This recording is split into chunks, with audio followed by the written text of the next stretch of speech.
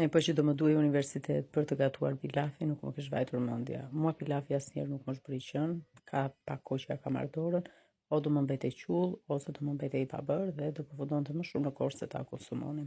Po më në fund ja mora dorën.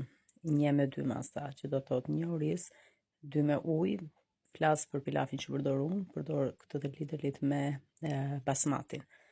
Dhe këtu kam hedhur 3 me oriz dhe 6 me ujë.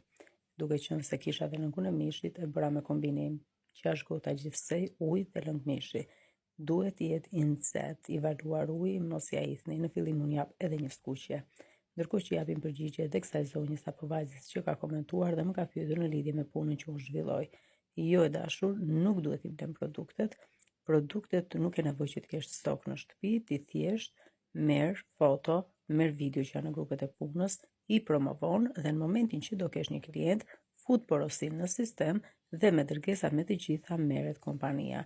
Pra nuk është e nevojshme që ti të bësh stok në shtëpi me produkte, pasi atëherë nuk do të kishte vlerë. Ky është orizi që unë përdor, më lini mendimin tuaj, kalofshi bukur.